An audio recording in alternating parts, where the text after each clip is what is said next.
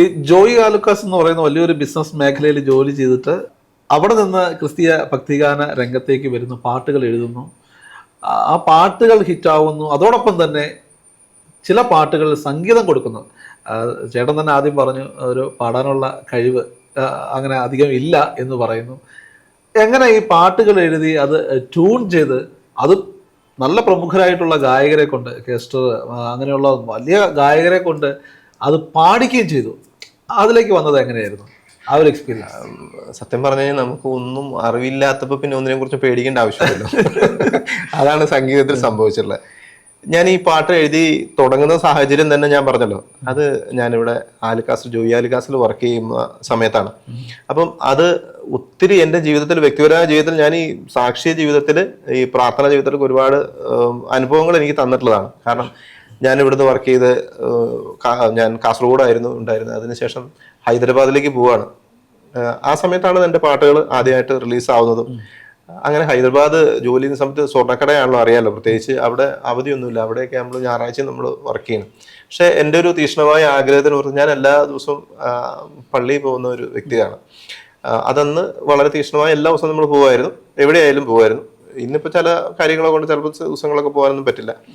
അപ്പോൾ അന്ന് ഞായറാഴ്ച ഈ ജ്വല്ലറി വർക്കിംഗ് ആണ്, അവധിയില്ല. പക്ഷെ ഞാൻ അവിടുന്ന് പറഞ്ഞിട്ട്, ജോയി സാറിന്റെ വൈഫ് ജോൾ ചേച്ചിയൊക്കെ അന്ന് പ്രാർത്ഥന അവർക്ക് അറിയില്ല, അവർ ഇതിനെ സപ്പോർട്ട് ചെയ്യുന്ന ഒരു ഇല്ല. അപ്പൊ ഞാൻ ആദ്യം ഇന്റർവ്യൂവിന് ചെന്ന സമയത്ത് പറഞ്ഞിട്ട് ഞായറാഴ്ച എനിക്ക് ഓഫ് വേണം എങ്ങനെയാന്ന് പറഞ്ഞു. അപ്പൊ അങ്ങനെ ആ ഞായറാഴ്ച ഞാൻ ലീവ് എടുത്തിട്ടായിരുന്നു ഞാൻ GCOS കൂട്ടായ്മയിലൊക്കെ പോയിക്കൊണ്ടിരുന്നത്.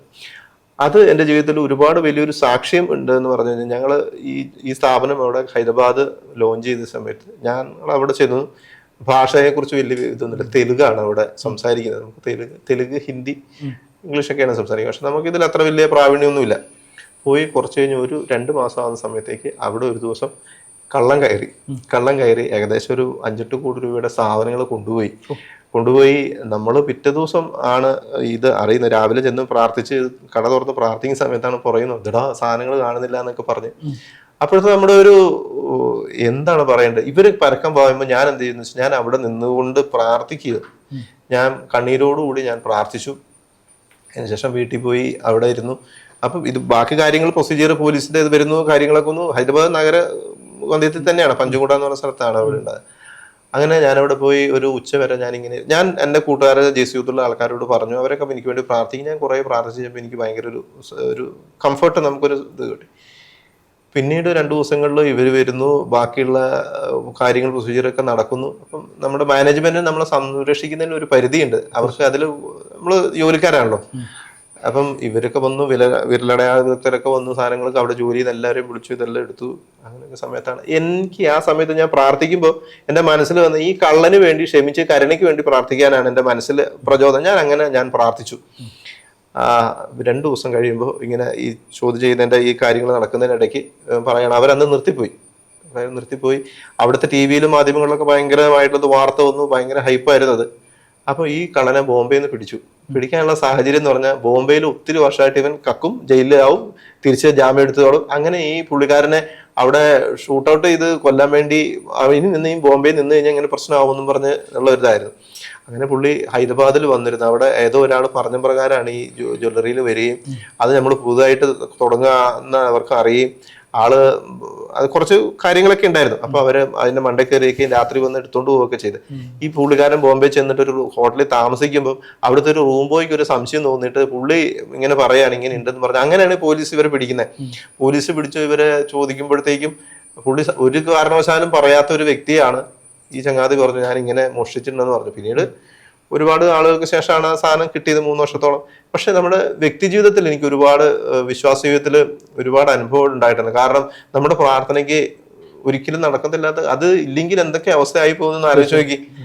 അങ്ങനെയുള്ള അപ്പം ഞാൻ പാട്ട് എഴുതുമ്പോഴും എവിടെ നിന്നാണ് ആദ്യം പാട്ട് എഴുതുന്നത്? എൻ്റെ കൂടെയുള്ള ആൾക്കാർ മിക്കവാറും ഈ തൃശ്ശൂരുള്ള ആൾക്കാർ, അവർ കളിയാക്കാനൊക്കെ മിടുക്കന്മാരാണ്, തമാശ പറയാട്ടോ.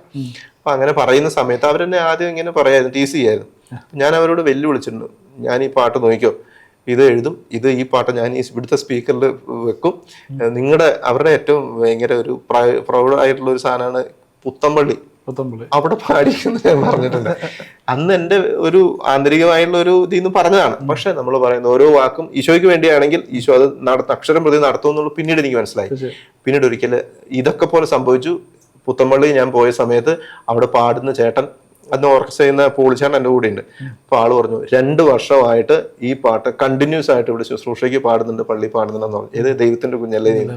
സത്യം പറഞ്ഞാൽ അന്ന് എനിക്ക് ഭയങ്കര ഒരു എന്താ പറയാ ഇതായിരുന്നു തന്നെ. നമ്മൾ പറയുന്ന ഓരോ വാക്കുകളും ഈശോയ്ക്ക് വേണ്ടിയാണെങ്കിൽ ഈശോ അത് നടത്തിക്കും എന്നുള്ള ഒരു കാര്യം എനിക്ക് ബോധ്യമായി. ഈ പാട്ട് സംഗീതം ചെയ്യാനുള്ള ഒരു സംഗീതം ചെയ്യുക എന്ന് പറഞ്ഞു കഴിഞ്ഞാല് എനിക്ക് ഒന്നും അറിയത്തില്ല എന്നുള്ളതാണ് പ്രധാനപ്പെട്ട കാര്യം. എനിക്ക് ഇത് താളം അറിയത്തില്ല. പക്ഷേ പാട്ടുകൾ വരുന്ന സമയത്ത് ചില പാട്ടുകൾ പറഞ്ഞു തരുന്ന പോലെ ഉണ്ട് മനസ്സിലേക്ക് വരിക. അപ്പോൾ ആ ചില സാഹചര്യങ്ങളായിരിക്കും ചിലപ്പം ഭയങ്കര വിഷമം. എനിക്കൊരു പ്രശ്നമൊന്നും ഉണ്ടാവില്ല. ചിലരുടെ വിഷമങ്ങൾ ഇപ്പം സഹോദരൻ എന്തെങ്കിലും ഒരു ഇതുണ്ടെങ്കിലും എനിക്ക് അത് ഭയങ്കരമായിട്ട് ഫീൽ ചെയ്യും. ഒരു ഉദാഹരണം പറയുകയാണെങ്കിൽ ഞാൻ മംഗലാപുരത്ത് ജോലി ചെയ്യുന്ന സമയത്ത് ജോയി അൽക്കാസിലാണ് വർക്ക് ചെയ്യുന്നത്. അന്ന് കേട്ട് കാണും ഏറ്റവും കൂടുതൽ ആൾക്കാർ മരിച്ച ഒരു വിമാനാപകടം ഉണ്ടായി അവിടെ. അപ്പം ഞാൻ അറിയുന്ന ജീസൂത്തിൽ ഷിബു ചേട്ടൻ്റെ ഭാര്യയും 2 കുഞ്ഞുങ്ങളും അതിൽ മരിച്ചുപോയി. അപ്പം അത് അവർ വളരെ വിശ്വസിക്കുകയും പ്രാർത്ഥിക്കുകയും വളരെ നല്ലൊരു ഫാമിലി ആയിരുന്നു. അപ്പോൾ എനിക്ക് ഷിബു ചേട്ടനെ അറിയാം. അങ്ങനെ ആ ഷിബു ചേട്ടൻ്റെ അവരുടെ മരണത്തിൻ്റെ ആദ്യത്തെ വാർഷികത്തിന് അന്ന് കുർബാനയൊക്കെ ഉണ്ട്. അപ്പോൾ എന്നെ വിളിച്ചിട്ടുണ്ട് ചെല്ലണം എന്ന് പറഞ്ഞു. ഞാൻ രാവിലെ പള്ളിയിൽ പോയി. വൈകുന്നേരമാണ് ഇവരുടെ കുർബാന. രാവിലെ കുർബാനയ്ക്ക് ഞാൻ പോയിരുന്നെങ്കിലും വൈകുന്നേരത്തെ കുർബാനയ്ക്ക് ഞാൻ പോകുമ്പോൾ ഒരു പിതാവാണ് വരുന്നത്. എനിക്കൊന്ന് പറഞ്ഞു കൊടുക്കുക അല്ല, പിതാവിൻ്റെ പേര് ഞാൻ മറന്നുപോയി. അപ്പോൾ ഞാൻ ഇച്ചിരി മുമ്പേ ചെന്നു. അവിടെ ഇരിക്കുമ്പം അൾത്താരയിൽ ഇങ്ങനെ ഒരു ഫ്ലക്സ് ഉണ്ട്, സ്വർഗത്തിലെ ആദ്യത്തെ പിറന്നാൾ എന്ന് പറഞ്ഞിട്ടാണ്. അപ്പോൾ ചേച്ചിയും 2 പിള്ളേരുടെയും ആ ഫോട്ടോ ആണ്. ഞാനിങ്ങനെ അതിലേക്ക് നോക്കുമ്പോൾ എനിക്ക് ഇങ്ങനെ മനസ്സ് ഇങ്ങനെ വിഷമം നിറയാന്ന് പറഞ്ഞാൽ ഞാൻ കരയാണ്. ഇങ്ങനെ ഇരുന്ന് കരഞ്ഞ എൻ്റെ കണ്ണീര് ഇങ്ങനെ വന്നുകൊണ്ടിരിക്കുക. എനിക്കറിയത്തില്ല, ഞാൻ ഈ ചേച്ചീനെയും പിള്ളേരെ ഞാൻ നേരിട്ട് കണ്ടിട്ടില്ല. ശിവചേട്ടനെ മാത്രമേ അറിയുള്ളൂ. എൻ്റെ കൊച്ചിനെ പോലെയാണ് എനിക്ക് തോന്നുന്നത്. ഞാൻ ഇങ്ങനെ വിങ്ങി പൊട്ടി ഇങ്ങനെ വിങ്ങി അതുപോലെ കരയാണ്. അപ്പോൾ ഉടനെ എൻ്റെ ചെവിയിലേക്കൊരു പാട്ട് വരികയാണ്. വിങ്ങി പൊട്ടിത്തേങ്ങാതെ കുഞ്ഞേ, നൊന്തു നേറിക്കേഴാതെ കുഞ്ഞേ, നിന്നെ എന്നും സ്നേഹിക്കുവാനായി ദൈവം കൂടെയില്ലേ, പിന്നെ എന്തിനാകുലം, പിന്നെ എന്തിനാകുലം. ഈ പാട്ട് ഞാൻ അപ്പം തന്നെ പേനയും പേപ്പറും ഉണ്ടായിരുന്നു, ഞാൻ അതിൽ എഴുതി വെച്ചു. അപ്പം ഞാൻ ഈ പാട്ട് എഴുതുന്നത് കണ്ടപ്പോൾ മീൻസ് അച്ഛൻ അതിൽ കൂടെ വരുന്നുണ്ടായിരുന്നു. അച്ഛൻ പറഞ്ഞു ജോൺസൺ പാട്ട് എഴുതുകയാണ്. അങ്ങനെ പല്ലവി അനുപല്ലവി ആ പള്ളിയിൽ ഇരുന്നുകൊണ്ട് എഴുതിയതാണ്. പിന്നീടാണ് ചരണം എഴുതിയത്. ഇതിന് ട്യൂണൊക്കെ എനിക്കറിയത്തില്ല, ഞാൻ ട്യൂൺ ചെയ്തതല്ല, എനിക്ക് കേട്ട് ഇത് ചെയ്തതാണ്. അപ്പം പിന്നീട് അത് ശ്രേഷ്ഠം എന്ന് പറഞ്ഞ ആൽബത്തിൽ അഭിജിത്ത് ആ പാട്ട് പാടിയിട്ടുണ്ട്. പിന്നീട് അതുപോലെ തന്നെ രചന നിർവഹിച്ചു. മെയിനായിട്ട് ഞാൻ പാട്ടുകൾ എഴുതുകയാണ്, അത് രചന നിർവഹിക്കുക ചെയ്ത. ഒരു 100-300ഓളം പാട്ടുകൾ ഞാൻ പുറത്തിറങ്ങിയിട്ടുണ്ട്. അതിൽ കുറേ ആൽബങ്ങളായിട്ട് വന്നിട്ട് യൂട്യൂബിലൊന്നും ഇല്ലാത്തതും വ്യാപകമായി പ്രചരിക്കാത്തതായിട്ടുള്ള ഇതൊക്കെ ഉണ്ട്.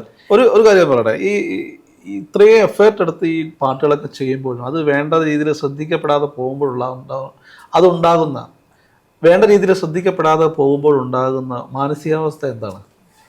നേരിട്ടൊന്ന് അറിഞ്ഞോ? ഒരിക്കലും നമുക്ക് തീർച്ചയായിട്ടും എഴുത്തിന്റെ ആദ്യ ഘട്ടങ്ങളിലൊക്കെ ഞാൻ പറഞ്ഞില്ലേ ഈ പാട്ട് ചെയ്യണം ഇങ്ങനെ ചെയ്യണം എന്നൊക്കെ നമുക്ക് തോന്നിയിട്ടുണ്ട്. അല്ല നമ്മൾ അറിയുന്നത് ആ ഒരു ഘട്ടം കഴിഞ്ഞപ്പോൾ ഈശോ എനിക്ക് പഠിപ്പിച്ചു എന്നൊരു കാര്യമാണ്. കാരണം ദൈവമാണ് നമുക്ക് തരുന്നുണ്ട്. പുള്ളിക്ക് ദൈവത്തിന് അതൊരു പ്രത്യേക പദ്ധതി ഉണ്ട്. അവന്റെ കൃത്യസമയത്ത് വചനം പറയുന്നു ആകാശത്ത് നിന്ന് മഞ്ഞും മഴയും പൊഴിയുന്നു. അതിന് കൃത്യമായ ഒരു പർപ്പസ് ഉണ്ട്. അതല്ലാതെ അത് തിരിച്ചു പോകില്ല. ഭൂമിയിൽ വന്ന് മുളകളൊക്കെ ഫലങ്ങൾ ഒക്കെ പുറപ്പെടുവിക്കുകയും മുള പൊട്ടുകയും വൃക്ഷങ്ങൾ ഉണ്ടാവുകയും അതിനൊക്കെ അതൊരു സമയമുണ്ട്. അത് സഭാപ്രസംഗത്തിന്റെ പുസ്തകത്തിൽ പറയുന്നു എല്ലാത്തിനും ഒരു കാലമുണ്ട് എന്ന്. ഞാൻ അതിനെ കുറിച്ച് പാട്ടുകൾ എഴുതിയിട്ടുണ്ട്. അപ്പം അങ്ങനെ ഒരു കാലമുണ്ട് എല്ലാത്തിനും. അപ്പൊ അതുകൊണ്ട് ദൈവം അതിന് കൃത്യസമയത്ത് മാത്രമേ ഇത് വരുള്ളൂ. ദൈവത്തിന് നമ്മളെ കുറിച്ച് ദൈവത്തിന് അറിയാം, ഈ കാര്യങ്ങളൊക്കെ അറിയാം. പിന്നെ മറ്റുള്ളവർ നമ്മളെ എന്തിനു അറിയുന്നില്ല, നമ്മൾ എത്ര ഫേമസ് ആയി എന്നുള്ളതിനെ കുറിച്ച് ചിന്തിക്കേണ്ട എന്നുള്ള ഒരു ചിന്ത എൻ്റെ മനസ്സിൽ ദൈവം തന്നിട്ടുണ്ട്. അതുകൊണ്ട് തന്നെ ഞാൻ അതിനെക്കുറിച്ച് അധികം ആകുലപ്പെടാറൊന്നുമില്ല. പലപ്പോഴും പല ആൾക്കാർ ഒത്തിരി പാട്ടുകൾ ഞാനിങ്ങനെ കൊടുത്തിട്ട് വരാതിരുന്നിട്ട് നമ്മളോട് ആൾക്കാർ ചോദിക്കും പാട്ട് ഒരു പാട്ട് ഇതായോ ഇങ്ങനെ ഇറങ്ങാനെന്നൊക്കെ. പക്ഷേ അവർ വാങ്ങിക്കും, പിന്നെ അതിനെക്കുറിച്ച് എഴുതും, ചിലപ്പം വരത്തില്ല. അപ്പോൾ എന്നോട് പലരും ചോദിച്ചിട്ടുണ്ട് ഈ പാട്ടുകൾ അവരുടെ പേരിൽ വന്നു കഴിഞ്ഞ് കഴിഞ്ഞാൽ എന്താ. ഞാൻ പറഞ്ഞു എനിക്ക് അതിനെക്കുറിച്ച് കാര്യമൊന്നുമില്ല. കാരണം ഞാൻ കൊടുത്തിരിക്കുന്ന ഇന്ന പാട്ടാണ് എന്താന്നുള്ളത് എൻ്റെ കഴിവുകൊണ്ട് ഞാൻ എഴുതുന്നല്ലോ, ദൈവം തന്നാ. അത് വന്നു കഴിഞ്ഞാൽ വരട്ടെ. എനിക്കിത് ആ കഴിവ് ദൈവം തന്നിട്ട് ഇതല്ലെങ്കിൽ വേറൊരു പാട്ട് ദൈവം എനിക്ക് തരും. പിന്നെ ഞാൻ എടുത്തൊരു തീരുമാനം, ഈ പാട്ടിൻ്റെ രീതിയിലേക്ക് വരുന്ന തീരുമാനം ഞാൻ എടുത്തു, ഈശോയ്ക്ക് വേണ്ടി അല്ലാതെ വേറെ ഒരു കാര്യങ്ങൾക്ക് വേണ്ടി ഞാൻ പാട്ട് എഴുതില്ല എന്നുള്ളൊരു തീരുമാനമുണ്ട്. ഇന്ന് വരെ ഞാനത് പാലിച്ചിട്ടുണ്ട്. ഇനി മുമ്പോട്ടും അങ്ങനെ തന്നെ ചെയ്യും. കാരണം ആൽബം സോങ്ങുകളോ മറ്റുള്ള കാര്യങ്ങളോ പ്രേമത്തെക്കുറിച്ചോ അങ്ങനെയുള്ള സജഷൻസ് വന്നിട്ടുണ്ട്, ആവശ്യങ്ങളൊക്കെ വന്നിട്ടുണ്ട്. അപ്പം അതിനെ കുറിച്ചൊന്നും ഞാനത്, കാരണം ഇത്രയൊക്കെ സാധനങ്ങൾ സൃഷ്ടിച്ച കർത്താവിന്റെ സൗന്ദര്യം എത്രത്തോളം ഉണ്ടാവും. അപ്പം സൃഷ്ടികളെ കുറിച്ച് നമ്മൾ വർണ്ണിക്കാനായിട്ട് ഇപ്പൊ അതിന്റെ ആവശ്യമില്ല. സംഗീതം ചെയ്തതിനെ കുറിച്ച് പറയുമ്പോൾ കെസ്ട്രേറ്റിനെ കൊണ്ട് ഒരു പാട്ട് സംഗീതം ചെയ്ത് പാടിച്ചിട്ടുണ്ട്. മാതാവിന്റെ ഒരു പാട്ട് തന്നെയാണ് അല്ലേ? തീർച്ചയായിട്ടും. ഉള്ളുകൾ തിങ്ങും ഒരു പാട്ടാണ്. അതെ അതെ. സാധാരണഗതിയിൽ കസ്റ്റേഡിന്റെ പാട്ടുകൾ വളരെയധികം നോക്കി കണ്ടാണ് പുള്ളി പാടുകയും ചെയ്യുകയും ഇതിനെക്കുറിച്ചൊക്കെ ചെയ്യുന്നത്. അപ്പം കസ്റ്റേഡിൻ്റെ അടുത്ത് പാട്ട് എനിക്ക് ട്രാക്കൊന്നും ഞാൻ അത് ചെയ്തിട്ടില്ല. അന്ന് ഇതാ നമ്മുടെ അമ്മ എന്ന് പറഞ്ഞാൽ വർക്ക് ചെയ്യുന്ന സമയത്താണ് അതിൽ പകുതി പാട്ടുകൾ, ഒരു 6ഓളം പാട്ടുകൾ എൻ്റെയും 6ഓളം പാട്ടുകൾ ബേബിച്ചേട്ടൻ്റെയാണ്. അപ്പം ഞാൻ എഴുതിയ പാട്ടുകളൊക്കെ ഞാൻ തന്നെയാണ്, എൻ്റെ സംഗീതം ഇതേപോലെയാണ് വന്നിട്ടുള്ളത്. അപ്പം എന്നോട് ബേബിച്ചേട്ടൻ പറഞ്ഞു ട്രാക്ക് നീ കസ്റ്റേഡിന് പാടി കൊടുത്താൽ മതി. കസ്റ്റഡിന് പറഞ്ഞാൽ ഞാൻ കസ്റ്റഡിൻ്റെ അടുത്ത് പോയി.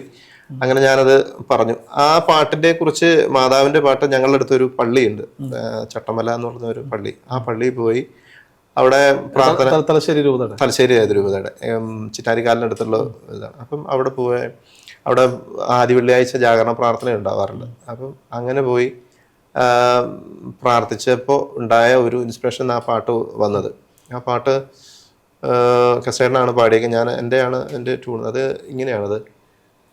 മുള്ളുകൾ തിങ്ങും മഹിയിൽ പൊട്ടി വിരിഞ്ഞൊരു മലരെ, സ്നേഹപ്പൊന്നൊളി തൂകും കന്യാമാതാവേ, നിന്നെ തേടും സുതരേ കൈവെടിയല്ലേ തായേ, നിന്നെ തേടും സുതരേ കൈവെടിയല്ലേ തായേ, നിന്മകനീശോക്കരികെ ചേർത്തു നിർത്തണമേ, നിന്മകനീശോക്കരികെ ചേർത്തു നിർത്തണമേ.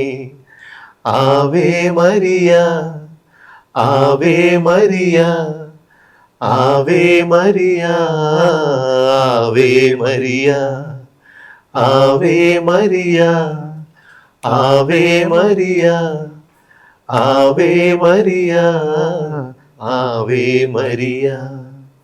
സംഗീത പാട്ടുകൾ രചിച്ചു, സംഗീതം ചെയ്തു. ഇനി വ്യത്യസ്തമായിട്ട് പുരോഹിതർക്ക് വേണ്ടി വൈദിക ശുശ്രൂഷ ചെയ്യുന്ന, അല്ലെങ്കിൽ ആ വിളിയിൽ ഏർപ്പെട്ടിരിക്കുന്ന പുരോഹിതർക്കായിട്ട് മനോഹരമായൊരു ഗാനം ചെയ്തു. അതോടൊപ്പം തന്നെ ജപമാല, അതിൻ്റെ ഗാനരൂപം രചിച്ചു. ഒരു ദേവാലയത്തിന് വേണ്ടിയുള്ള യോഹന്നാൻ സ്ലീഹായുടെ നൊവേന രചിക്കുകയുണ്ടായി. അപ്പോൾ ആ അനുഭവത്തെക്കുറിച്ച് ഒന്ന് പറയാമോ? തീർച്ചയായും ഈ കാര്യങ്ങളൊക്കെ ദൈവത്തിൻ്റെ ഒരു കരുണയാണ്. കാരണം എനിക്ക് സാഹിത്യത്തെക്കുറിച്ചോ പാട്ടുകളെ കുറിച്ചോ യാതൊരുവിധ വിളിയില്ലാത്ത ഒരാളാണെന്ന് ഞാൻ പറഞ്ഞിരുന്നല്ലോ. അപ്പം അതുകൊണ്ട് തന്നെ ഞാൻ എൻ്റെ ഓരോ വരികൾ എഴുതി കഴിഞ്ഞ് പിന്നീട് ഞാൻ ചിന്തിക്കാറുണ്ട്, ഞാൻ തന്നെയാണ് എഴുതിയിരിക്കുന്നതെന്നൊക്കെ ചിന്തിക്കാറുണ്ട്. അപ്പോൾ ഈ മേഖലയിലേക്ക് ഒത്തിരി വ്യാപരിക്കാനായിട്ട് ദൈവം നമ്മളെ ഓരോ വഴികൾ ഒരുക്കി തരുന്നതാണ്. ഞാൻ കുർബാന, വൈദികർ ഒരുപാട് എനിക്ക് സ്നേഹമാണ്. വൈദികർക്ക് വേണ്ടി പ്രാർത്ഥിക്കാറുണ്ട്. വ്യക്തിപരമായി എനിക്ക് വേണ്ടി പ്രാർത്ഥിക്കുന്ന ഒരുപാട് വൈദികരുണ്ട്. എൻ്റെ ഏതൊരു ആവശ്യം പറഞ്ഞു കഴിഞ്ഞാൽ നമുക്ക് വേണ്ടി പ്രാർത്ഥിക്കുകയും നമ്മളെ സ്നേഹിക്കുകയും മാർഗദർശനം നൽകിയിരിക്കുന്ന ഒത്തിരി വൈദികരുണ്ട്. അപ്പം ഞാൻ നേരത്തെ പറഞ്ഞൊരു പാട്ട്, ചട്ടമല എന്ന് പറഞ്ഞ മാതാവിൻ്റെ പള്ളിയിൽ പോയി പ്രാർത്ഥിക്കുന്ന സമയത്ത് എൻ്റെ ഉള്ളിലൊരു ആന്തരിക പ്രയോജനം ഉണ്ടാകുകയും വൈദികന് വേണ്ടി, അവിടത്തേക്ക് വേണ്ടി ഒരു പാട്ട് എഴുതണമെന്നും ആഗ്രഹം ഉണ്ടാവുകയും ചെയ്തു. അപ്പം മാതാവിൻ്റെ ഒരു വ്യക്തിപരമായ ഒരു വൈദികൻ്റെ മാതാവിനോടുള്ള പ്രാർത്ഥന ഇന്നത്തെ കാലഘട്ടത്തിൽ അറിയാമല്ലോ. അപ്പോൾ വൈദികർ ഒരുപാട് ആക്രമിക്കപ്പെടുന്നുണ്ട്. വൈദികരുടെ, നമ്മുടെ കന്യാസ്ത്രീകളിലൊക്കെ ഒരുപാട് കാര്യങ്ങൾ ഇന്ന് സമകാലീന സമൂഹത്തിൽ അപ്പം അവർ ഒരു ദൈവികമായ ഒരു സംരക്ഷണം വേണം. അവരുടെ ശുശ്രൂഷകൾ അവരില്ലെങ്കിൽ നമ്മുടെ ആത്മീയ സ്വർഗത്തിലേക്ക് നമ്മൾ ആരെ കൊണ്ടുപോകുന്നത്, ഈശോയെ തരാൻ നമുക്ക് ആരാ ഉള്ളത്. അപ്പം അതിനു വേണ്ടി ഒരു ചിന്ത എന്തുകൊണ്ടോ അങ്ങനെ ഉണ്ടായി. അപ്പം ഞാൻ ഉള്ളിൻ്റെ ഉള്ളിൽ നിന്ന് നമ്മുടെ അഹങ്കാരമാണോ ഇത് എന്ന് നമുക്കറിയത്തില്ല. നമ്മൾ ഒരു ആത്മീയ ശുശ്രൂഷ ചെയ്യുമ്പോഴും അല്ലെങ്കിൽ ഒരു പാട്ടൊക്കെ ചെയ്യുമ്പോഴും നമ്മുടെ സ്വന്തം ആന്തരികമായിട്ടുള്ള ഒരു പ്രചോദനമാണോ അല്ലെങ്കിൽ പിശാചി എന്നുള്ളത് നമുക്കറിയത്തില്ലല്ലോ. അപ്പം അങ്ങനെ ഞാൻ അതിനുവേണ്ടി പ്രാർത്ഥിച്ചു. ദൈവമേ, ഇത് ദൈവം ആഗ്രഹിക്കുന്നതാണെങ്കിൽ ഇങ്ങനെ ഒരു പാട്ട് വരാനായിട്ട് എനിക്ക് ഇന്നൊരു അടയാളം വേണം.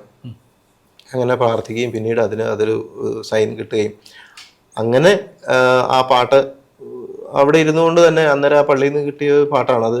വളരെ മനോഹര, വ്യക്തിപരമായിട്ട് ഒരുപാട് എനിക്ക് ഇഷ്ടമുള്ള പാട്ടാണ്. കെസ്റ്റേട്ടനാണ് പാടിയത്. ആ, അതായത് വൈദികർക്ക് വേണ്ടി വ്യക്തിപരമായ ഒരു പ്രാർത്ഥന.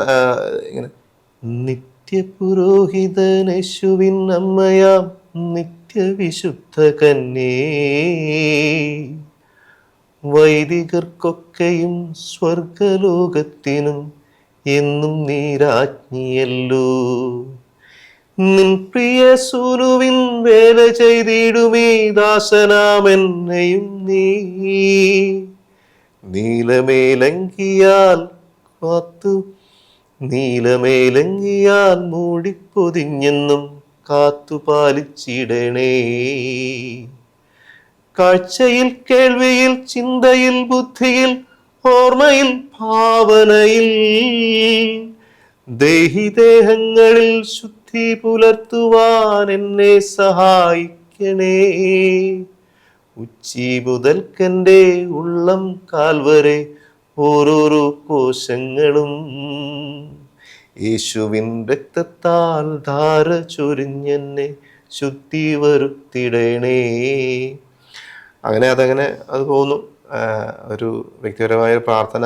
തീർച്ചയായും പാട്ട് കേൾക്കുന്ന ഒരു അനുഭവം, പ്രത്യേകിച്ച് നമ്മളെ വൈദികർക്ക് ചില സന്ദർഭങ്ങളിൽ അവർക്ക് ഒരുപാട് മാനസിക പിന്തുണയൊക്കെ ആഗ്രഹിക്കുന്ന നിമിഷങ്ങളുണ്ടാകും. അവരുടെ ജീവിതത്തിലും ഇതുള്ള പ്രശ്നങ്ങളോ അല്ലെങ്കിൽ അത് ബുദ്ധിമുട്ടുകളൊക്കെ നേരിടുന്ന സമയത്ത് നമുക്ക് കുടുംബമായിട്ട് ജീവിക്കുന്നവർക്ക് ചിലപ്പോൾ താങ്ങായിട്ട് കൂടെ നിൽക്കാനൊരു പങ്കാളിയോ അല്ലെങ്കിൽ മക്കളോ മാതാപിതാക്കളൊക്കെ ഉള്ള സമയത്ത് ചില സമയങ്ങളിൽ വൈദികരൊക്കെ ഇങ്ങനെയുള്ള പ്രതിസന്ധി ഘട്ടങ്ങളിൽ ഒറ്റപ്പെടുന്ന സാഹചര്യങ്ങളൊക്കെ പല അച്ഛന്മാരും നമ്മുടെ സുഹൃത്തുക്കളായിട്ടുള്ളവരൊക്കെ പല അച്ഛന്മാരും ഷെയർ ചെയ്യാറുണ്ട്. അപ്പോൾ തീർച്ചയായിട്ടും ഈ വരികൾ എന്തായാലും മാതാവിനോട് ചേർന്ന് നിൽക്കാനും ഈശോയോടൊപ്പം മാതാവിനോട് കൂടെ ഈശോയോടൊപ്പം ചേർന്ന് നിൽക്കാൻ അവരെ ആഹ്വാനം ചെയ്യുന്ന, അവരെ ശക്തിപ്പെടുത്തുന്ന ഒരു ഗാനം തന്നെയാണ്. അതിൻ്റെ വരികൾ ഓരോന്നും അങ്ങനെയാണ് എഴുതി വച്ചിരിക്കുന്നത്. ഇനി മാതാവിൻ്റെ ജപമാല പ്രാർത്ഥന, സംഗീത ജപമാല, ഒരുപാട് ജപമാലകൾ ഇങ്ങനെ ഗാനരൂപത്തിലായിട്ടുണ്ട്. പലപ്പോഴും നന്മ നിറഞ്ഞ മറിയൊക്കെ എഴുതുമ്പോൾ അതിൻ്റെതായിട്ടുള്ള പരിമിതികളിലൊക്കെ ഈണങ്ങളിലേക്ക് പോകുമ്പോൾ ചില ഇതൊക്കെ വരാറുണ്ടായിരുന്നു. അപ്പം ഇങ്ങനെ ഒരു ആശയം ഇപ്പോൾ നമ്മൾക്ക് ആ ജപമാല നമ്മൾ ചെയ്തിരിക്കുന്നത് വെച്ചാൽ ജോജോ ജോണി എന്ന എൻ്റെ സുഹൃത്താണ് സംഗീത സംവിധാനം ചെയ്ത്, അദ്ദേഹമാണ് എന്നെ അതിലേക്ക് വിളിക്കുകയെന്ന് ചെയ്യുന്നത്. അപ്പം ജിഫിൻ വചനം ഓഡിയോസ് എന്ന് പറഞ്ഞ ഒരു യൂട്യൂബ് ചാനലിലൂടെയാണ് അത് പുറത്തു വന്നിരിക്കുന്നത്. അതിൽ മിക്കവാറും തന്നെ എല്ലാ ആൾക്കാരും പാട്ടുകാർ, കെസ്ട്രേട്ടൻ, മിഥില മൈക്കിള്, അതുപോലെ തന്നെ ശ്രേയക്കുട്ടി, അച്ഛന്മാർ 2 പേര്, അവരൊക്കെ ആ പാട്ട് പാടുന്ന വെച്ചിട്ട് പേര് ഞാൻ മറന്നു, അവരൊക്കെ ഉണ്ട്. എല്ലാം മിക്കവാറും ആൾക്കാരുണ്ട്. അത് ഒരു ഗാനമായി അതിൽ സ്വർഗസ്നായ നന്മ പറഞ്ഞാലും കൂടാതെ അതിൻ്റെ അളവില്ലാ നന്മയും പിന്നെ ലുത്തീനെയും അതുപോലെ തന്നെ ബാക്കി ഭാഗങ്ങളൊക്കെ ജപമാല ഗാനരൂപത്തിലാണ് അതുള്ളത്. അത് മൊത്തമായിട്ടും 4 രഹസ്യങ്ങളും 4 രീതിയിൽ ട്യൂണിലാണ് രഹസ്യത്തിൻ്റെ അത് ചെയ്തിരിക്കുന്നത്. അതും ഗാനരൂപത്തിൽ തന്നെയാണ്.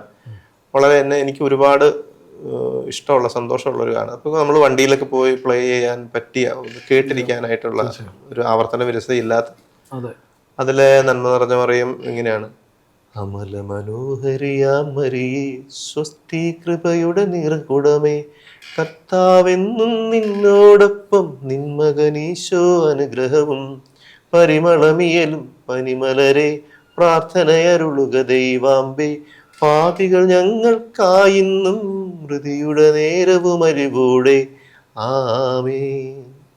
അതുപോലെ തന്നെ തലശ്ശേരി അതിരൂപതയിൽ, ഞങ്ങളുടെ രൂപതയിൽ യോഹന്നാൻ ശ്രീയുടെ ആകെ ഒരു പള്ളിയേ ഉള്ളൂ. അധികം ഞാനത് കേട്ടിട്ടില്ല. അപ്പോൾ ആ പള്ളിയിൽ ഒരു നൊവേന, പുതുതായിട്ട് നൊവേന തുടങ്ങുന്ന സമയത്ത് ഒരച്ഛൻ വഴി ഇങ്ങനെ നൊവേന എന്നോട് എഴുതാൻ അങ്ങനെ പറയും. അത് നൊവേന എഴുതി ചിട്ടപ്പെടുത്തുകയൊക്കെ ചെയ്തിട്ടുണ്ട്. 1-2 പേരും കൂടെ അതിൽ ആഡ് ചെയ്തിട്ടുണ്ട്. പക്ഷെ മെയിനായിട്ട് അതിൻ്റെ പാട്ടുകളും ബാക്കിയുള്ള കാര്യങ്ങളൊക്കെ, പ്രാർത്ഥനകളൊക്കെ എഴുതാനായിട്ട് പറ്റിയിട്ടുണ്ട്. തലശ്ശേരി അതിരൂപതയിൽ പാലാവയിൽ നിന്നാണ് ആ പള്ളിയുടെ പേര്. അതങ്ങനെ ചെയ്തിട്ടുണ്ട്.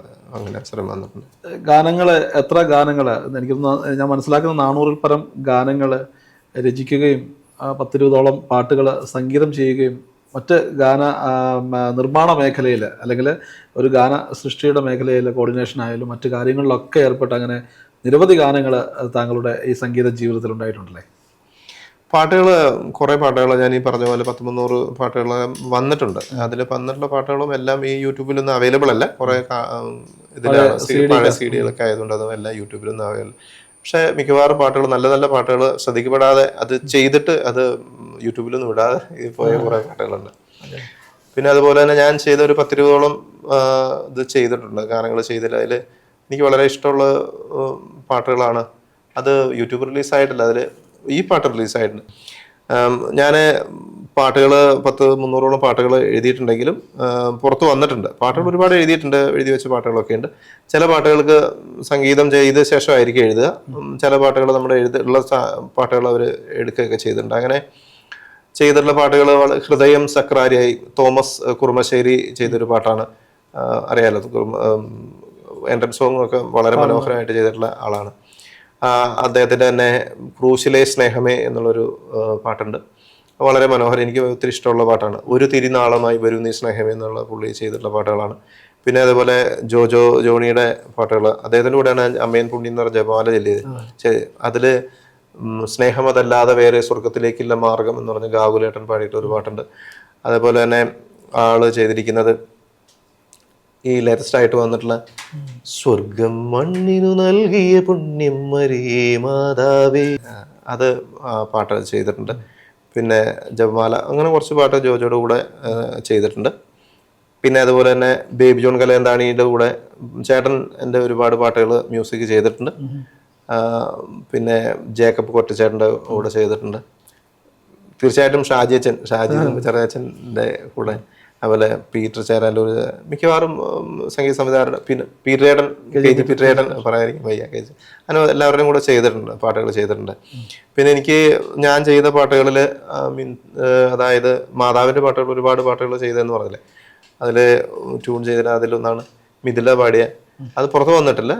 മറിയത്തെ അറിയാൻ കൃപയേറെ വേണം, അവളെ മാനിക്കാൻ അറിവേറെ വേണം, അവളുടെ നന്മയും മഹിമയും അറിയാൻ ഹൃദയ വിശുദ്ധി വേണം. ആ ഒരു പാട്ട്, അത് വളരെ നല്ല പാട്ടാണ്.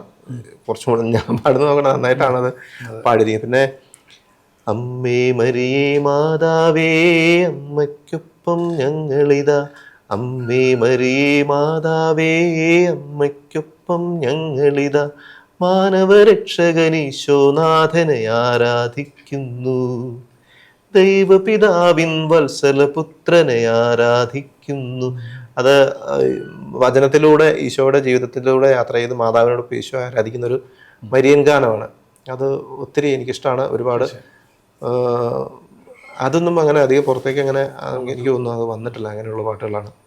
അതോടൊപ്പം തന്നെ ജോണി മ്യൂസിക് ചെയ്ത ഒരുപാട് അളവില്ല നന്മയാം ദൈവമേ എന്നുള്ള ഒരു ഗാനമുണ്ട്, എനിക്ക് ഒത്തിരി ഇഷ്ടമാണ്. അപ്പം ഇന്നത്തെ ആ ഒരു കാലഘട്ടത്തിനനുസരിച്ച് യുവാക്കളുടെ ഒക്കെ വളരെ ഹരമായ വിനീത് ശ്രീനിവാസനാണ് പാട്ട് പാടിയിരിക്കുന്നത്.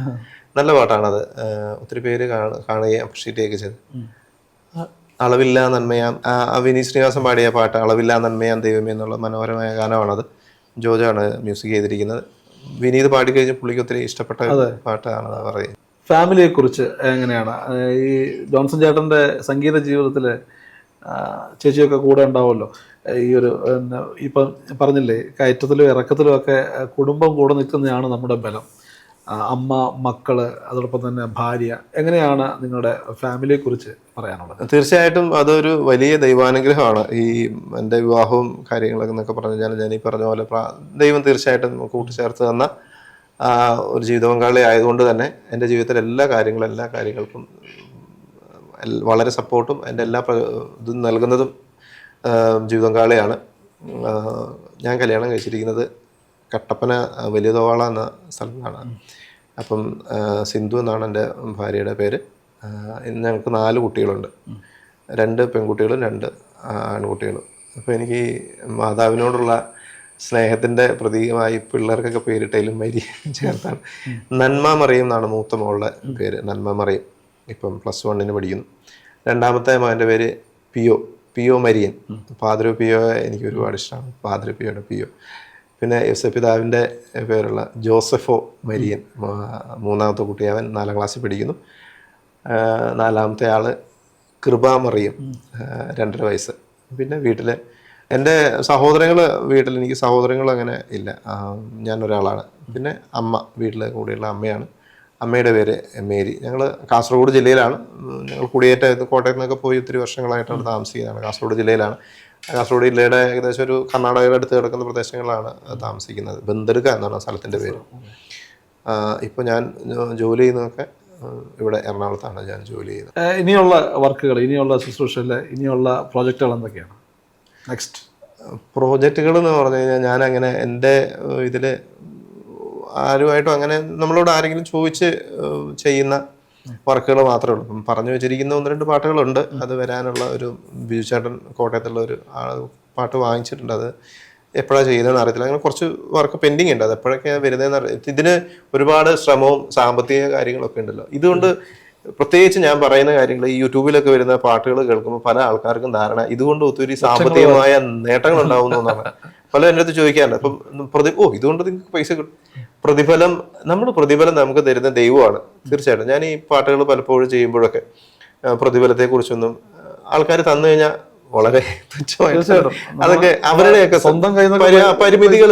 ഈ നമ്മൾ ചെയ്യുന്ന പലരും ഇതിന്റെ മുന്നിൽ അതല്ലാതെ സമ്പാദിക്കുന്ന ആൾക്കാരുണ്ട് കേട്ടോ, അത് വേറെ ഒരു വിഷയം. പക്ഷെ ഇതിനെ ശരിയായ രീതിയിൽ സമീപിക്കുന്ന ആത്മീയമായ ഒരു തലങ്ങളിലേക്ക് ദൈവശുശ്രൂഷയായിട്ട് മാത്രം പോകുന്ന ആൾക്കാരുടെ ജീവിതത്തിൽ മിക്കവാറും ഉണ്ടാകുന്ന, സൗന്റെ ജീവിതത്തിൽ ഉണ്ടാകുന്ന കഷ്ടപ്പാടും കണ്ണീരും വേദനയൊക്കെയാണ്. അതാണ് നമ്മുടെ ഞാൻ പറയാനൊരു കാര്യമുണ്ട്. ഈ ഒരു പാട്ട് കേട്ടിട്ട് ആ പാട്ടർക്ക് എത്ര പേർക്ക് ആത്മീയമായിട്ടൊരു അനുഭവം ഉണ്ടായിട്ടുണ്ട്, അവര് ദൈവത്തോട് പ്രാർത്ഥിക്കുമ്പോൾ അത് കാരണമായിട്ടുണ്ട്. അപ്പം അതിന് സ്വർഗം നമുക്ക് തരുന്ന റോയൽറ്റിയാണ് നമ്മുടെ പ്രതിഫലം. അത് ചിലപ്പോൾ അനുഗ്രഹങ്ങളായിട്ടായിരിക്കും, ഏതെങ്കിലും ഒരു ഘട്ടത്തിലൊക്കെ ആയിരിക്കും. സാമ്പത്തികമായിട്ട് വളരെ കുറവ് ഈ ചെയ്യുന്ന പല ആൾക്കാരുടെയും കാര്യം സാമ്പത്തികമായിട്ട് വളരെ ഞെരുക്കത്തിലൂടെ കടന്നു പോകുന്ന ആൾക്കാരായിരിക്കും ഉണ്ടാവുക. ഇതുണ്ട്. അപ്പം ആൾക്കാരുടെ ഒരു തെറ്റായ ധാരണയാണ് ഈ പാട്ട് വന്നു കഴിഞ്ഞാൽ ഭയങ്കര പ്രതിഫലം കിട്ടും എങ്ങനെയാണെന്നൊക്കെ. അത് വെറുതെയാണ്. ഈ സംഗീത മേഖലയിലൂടെ കടന്നു പോകുന്ന പല ആൾക്കാർ ഇതെന്നല്ല, ദൈവശുശ്രൂഷയ്ക്ക് വേണ്ടി ഈ ചാനലുകളിലൂടെയും ഇതിലൂടെയൊക്കെ പോകുന്ന ആൾക്കാരുടെ പ്രധാനപ്പെട്ട ഒരു പ്രശ്നം എന്ന് പറഞ്ഞാൽ ഈ സാമ്പത്തിക സ്രോതസ്സിന്റെ പ്രശ്നമാണ്. അതിപ്പോൾ ഒത്തിരി ബുദ്ധിമുട്ടാണ്. അപ്പോൾ അതുകൊണ്ട് തന്നെ ഈ ചെയ്തിട്ടുള്ള വർക്കുകളൊക്കെ മുഴുമിക്കാൻ പറ്റാത്ത രീതിയിലുള്ള അതുകൊണ്ട് കാര്യങ്ങളുമുണ്ട്. അപ്പോൾ അതുകൊണ്ട് ഏത് വർക്ക് പെട്ടെന്ന് വരും എന്നൊക്കെ നമുക്ക് പറയാൻ പറ്റത്തില്ല. അങ്ങനെ ഒരു കാര്യമുണ്ട്. ജോൺസേട്ടാ, കാലത്തിനനുസരിച്ച് മാറ്റങ്ങൾ, അപ്ഡേഷൻസ് ഉണ്ടാകണം അല്ലേ? അത് സംഗീത രംഗത്തായാലും ഏത് രംഗത്തായാലും, അത് ഭക്തി ഗാന മേഖലയിലായാലും ഏത് കൊമേഴ്ഷ്യൽ ഇതായിട്ട് പാട്ടായാലും ഈ അപ്ഡേഷൻ എന്ന് പറഞ്ഞാൽ ഒരു പ്രത്യേക ഒരു അനിവാര്യമായ ഒരു ഘടകം തന്നെയാണ്. ഇനി നമ്മുടെ ശുശ്രൂഷ മേഖലയിലേക്ക് വരുന്ന യുവജനങ്ങൾ അല്ലെങ്കിൽ അവരാഗ്രഹിക്കുന്ന ചില മാർഗനിർദ്ദേശങ്ങളുണ്ടല്ലോ, ഈ സംഗീത രംഗത്തേക്ക്, ക്രിസ്ത്യൻ ഗാന രംഗത്തേക്ക് കടന്നു വരാൻ ആഗ്രഹിക്കുന്നവർക്ക് നൽകാനുള്ള ഒരു മെസ്സേജ് ഉണ്ട്? തീർച്ചയായിട്ടും ഈ പാട്ടുകൾ ഈ പാട്ടിൻ്റെ രംഗത്തേക്ക് വരുമ്പോൾ ഞാൻ വളരെ അത്ഭുതത്തോടു കൂടി ആലോചിച്ചിട്ടുണ്ട്, ഇവരൊക്കെ എങ്ങനെയാണ് ഈ പാട്ട് ചെയ്യുന്നത്. ഈ പാട്ടുകളൊക്കെ ഞാൻ പല പാട്ടുകൾ കേട്ട് കരഞ്ഞുപോയ, ഉള്ളും നൊന്ത് നേഴുമ്പോൾ എന്നൊക്കെയുള്ള പാട്ടുകൾ കേട്ട് കരഞ്ഞു പോയിട്ടുള്ള അവസ്ഥകൾ പലപ്പോഴും ഉണ്ടായിട്ടുണ്ട്. അപ്പോൾ ഇത് ഞാൻ വിചാരിച്ചിട്ട് ഇത് എങ്ങനെയാണ് ഇവർ എഴുതാൻ കഴിയുന്നത്. ഇത് ഒരു ദൈവാനുഗ്രഹത്തിന്റെ ഒരു തലമാണ്. അപ്പം നമ്മൾ എത്രമാത്രം ദൈവത്തോട് സമർപ്പിക്കുന്നു, എന്തിനു വേണ്ടിയാണ് നമ്മുടെ ഉദ്ദേശം, അതാണ് ഒന്നാമത്തെ കാര്യം. നമ്മൾ ഈ പാട്ട് വന്നതുകൊണ്ട്, നമ്മൾ ഈ പാട്ട് ചെയ്യുന്നത് കൊണ്ട് എന്താണ് എൻ്റെ ഉദ്ദേശം എന്നുള്ളതാണ്. ദൈവനാമത്തെ, ദൈവരാജ്യത്തെ ശുശ്രൂഷയ്ക്ക് വേണ്ടിയാണ്, ദൈവനാമത്തെ മഹത്വപ്പെടുത്താനായിട്ടാണെങ്കിലും ഒരുപാട് ഞെരുക്കങ്ങളും പ്രതിസന്ധികളും ഒക്കെ ഉണ്ടായാലും ദൈവം അതിൻ്റെ കൃത്യസമയത്ത് നമുക്കത് വേണ്ട രീതിയിൽ ദൈവം അത് പ്ലേസ് ചെയ്യും എന്നുള്ളതാണ്. അതിന് ക്ഷമയോടുകൂടി കാത്തിരിക്കുക എന്നുള്ളതാണ്, പ്രാർത്ഥിക്കുക എന്നുള്ളതാണ് അത് കാര്യം. പിന്നെ നമുക്കൊരു ലക്ഷ്യബോധം ഉണ്ടായിരിക്കുക. ഈ പാട്ടുകളൊക്കെ നമ്മൾ ചെയ്യുമ്പോൾ ഒരു വെറും ഉപരിപ്ലവങ്ങളായ വരികൾ മാത്രമായി എന്തെങ്കിലുമൊക്കെ, പല പാട്ടുകൾ ഇന്നത്തെ ചലച്ചിത്ര ഗാനങ്ങൾ തന്നെ എടുത്തു കഴിഞ്ഞാൽ അതിലുള്ള വരികളൊക്കെ എന്ന് പറഞ്ഞാൽ എന്താണെന്ന് എനിക്ക് പലപ്പോഴും ചോദിച്ചിട്ടുണ്ട്. ഇത് എന്താണ് ഇങ്ങനെ എഴുതുന്നത്? ട്രെൻഡ് എന്നൊന്നും പറഞ്ഞിട്ട് നമുക്കൊരിക്കലും അതിനെ ക്രിസ്തീയ ഭക്തി ഗാനത്തെ അങ്ങനെ നമുക്ക് കാണാൻ പറ്റില്ല. കാരണം ഇത് എന്ന് പറഞ്ഞാൽ സ്വർഗം നമ്മൾക്ക് നൽകിയ ഒരു ശുശ്രൂഷയാണിത്. കാരണം ദൈവത്തെ മാലാഖമാരെ മഹത്വപ്പെടുത്തുന്നതാണ് ഈ ഗാനങ്ങൾ, സ്വർഗീയ ഗാനങ്ങൾ. പലപ്പോഴും നമ്മൾ ഈ പള്ളികളിലൊക്കെ പാടുന്ന, അവർ വിളിച്ചിരിക്കുന്നവരുടെ ശുശ്രൂഷ അത് എത്രമാത്രം മഹത്തരമാണ്. കാരണം നമ്മൾ ഈ ഒരു കുർബാനയ്ക്ക് ഒരു ഒരു നിയമമുണ്ട്. അത് മാത്രമാണ് നമുക്ക് ചെയ്യാൻ പറ്റുന്നത്. അപ്പൊ അതിലുള്ള പാട്ടുകൾക്ക് പുറമെ നമ്മൾ പാട്ടുകൾ എടുക്കുന്നുണ്ടെങ്കിൽ, പാടുന്നുണ്ടെങ്കിൽ, എൻ്റെ ഒരു പാട്ട് പാടുന്നുണ്ടെങ്കിൽ, സഹോദരൻ്റെ ഒരു പാട്ട് പാടുന്നുണ്ടെങ്കിൽ, ഞാനവിടെ ഒരു പാട്ട് പാടുന്നുണ്ടെങ്കിൽ, പാട്ട് പാടാൻ നിയോഗിച്ചിട്ടുണ്ടെങ്കിൽ ദൈവമാണ് നമ്മളെ നിയോഗിച്ചിരിക്കുക. അപ്പം മാലാഖമാരുടെ ഒരു ശുശ്രൂഷയെ നമ്മെ ഏൽപ്പിച്ചപ്പം അത് വിശുദ്ധിയോടുകൂടിയും അതിലുള്ള ആത്മാർപ്പണത്തോടുകൂടിയും സമർപ്പണത്തോടുകൂടിയും നമുക്ക് വേണം അതിനെ സമീപിക്കാൻ. അതുപോലെ തന്നെ നമ്മൾ പാട്ടുകൾ, ഗാനങ്ങൾ എഴുതുമ്പോൾ ഒരിക്കലും നമുക്ക് അതിൻ്റെതായിട്ടുള്ള ആന്തരിക അർത്ഥവും ബാക്കി കാര്യങ്ങളും സഭയുടെ പ്രബോധനങ്ങളും ദൈവശാസ്ത്രമൊക്കെ ചേർന്ന് പോകുന്ന ഗാനങ്ങളെ അത് നമ്മൾ കുറച്ച് ക്ഷമയോടും സാവധാനതയോടും അത് നോക്കിയിട്ടൊക്കെ ഒന്ന് അത് ചെയ്യണം. ഇപ്പൊ ഒരുപാട് സാധ്യതകളുണ്ട്. ഇപ്പൊ നമുക്ക് പാട്ട് ചെയ്യാനൊക്കെയാണ് യൂട്യൂബും അല്ലെങ്കിൽ അല്ലാതെ തന്നെ ഇപ്പം ചെയ്യുന്നുണ്ടല്ലോ, AI ഒക്കെ ഉള്ളതുകൊണ്ട് ഒരുപാട് പാട്ടുകൾ. അപ്പം നമ്മൾ പാട്ട് ചെയ്യുമ്പോൾ ശ്രദ്ധ വേണം എന്നുള്ളതാണ്. നമുക്ക് ശ്രദ്ധ വേണം. അത് ആത്മീയമായിട്ടുള്ള കാര്യങ്ങൾ അറിയുന്ന ആൾക്കാരെ കൊണ്ട് ചോദിച്ചിട്ട് പിന്നെ ഒക്കെ ഒന്ന് കറക്റ്റ് ചെയ്യിപ്പിച്ച് വേണം അത് ചെയ്യാൻ. പിന്നെ ഏറ്റവും പ്രധാനപ്പെട്ടത് നമ്മുടെ വിശ്വാസം. ഞാൻ പറഞ്ഞു, നമ്മൾ എന്തിനു വേണ്ടിയാണ് നിലകൊള്ളുന്നത്, അതിൽ ആ ലക്ഷ്യത്തിലേക്കുള്ള വളരെയധികം ഒരു ബോധ്യം വേണം. ദൈവത്തിന് വേണ്ടിയാണ്, അല്ലെങ്കിൽ അതിലൂടെ നമുക്ക് എന്ത് കിട്ടും എങ്ങനെയാണെന്ന് പ്രതീക്ഷിക്കാതെ. ഞാൻ സ്നാപയോഹനാന്റെ ഉദാഹരണം, സ്നാപയോഹനാൻ പറഞ്ഞിരിക്കുന്നത് അവൻ വളരുകയും ഞാൻ കുറയുകയും ചെയ്യണമെന്നാണ്. നമ്മുടെ വ്യക്തിപരമായുള്ള ഒരു എന്താ പറയാ ഉയർച്ചയ്ക്ക് വേണ്ടിയോ നമ്മളെ പുറത്ത് കാണിക്കാൻ വേണ്ടിയോ അങ്ങനെയല്ല. നമുക്ക് ഈശോയ്ക്ക് വേണ്ടി ശുശ്രൂഷ ചെയ്യുന്ന ഒരു മനോഭാവത്തോടു കൂടി നമ്മൾ ഇത് മുമ്പോട്ട് വന്നു കഴിഞ്ഞാൽ തീർച്ചയായിട്ടും ദൈവം അതിന് പ്രതിഫലം തരും. അതിനെ ആ വഴികൾ തുറക്കും. അനേക ആത്മാക്കളെ നമ്മൾ നേടാൻ പറ്റും. ഇതേപോലെ എന്നെ എന്തുകൊണ്ടാണ് ഈ ഒരു വേദിയിലേക്ക് വിളിച്ച് വരുത്താനുള്ള കാരണം സംഗീതമാണല്ലോ അതിന് കാരണം, അല്ലെങ്കിൽ എന്നെ ആരും അറിയത്തില്ല. അപ്പൊ എന്നെ വിളിക്കാനും കാരണം ദൈവം അതിനെ ഇടവരുത്തിയതുകൊണ്ടാണ്. അല്ലെങ്കിൽ ഒരിക്കലും നമുക്ക് എന്ന് പറഞ്ഞ പോലെ നമുക്ക് ദൈവത്തെ മാത്രപ്പെടുത്താൻ വേണ്ടി അത് ചെയ്യുകയാണെങ്കിൽ തീർച്ചയായിട്ടും അതിനൊരു വഴി തരും. അപ്പൊ പ്രാർത്ഥനയോടെ കാത്തിരിക്കുക, ഈ കാര്യങ്ങൾ ശ്രദ്ധയോടെ ചെയ്യുക എന്നുള്ളതാണ് ഇതിൽ പറയാനുള്ളത്. വളരെ നന്ദി. ഇന്നത്തെ മ്യൂസിക്കൽ ടെസ്റ്റ് മണിയിൽ പങ്കെടുത്ത് തങ്ങളുടെ വിശേഷങ്ങൾ, ജീവിതാനുഭവങ്ങൾ, സംഗീത സൃഷ്ടികൾ പ്രേക്ഷകർക്കായി പരിചയപ്പെടുത്തിയതിന് വളരെ നന്ദി. Thank you.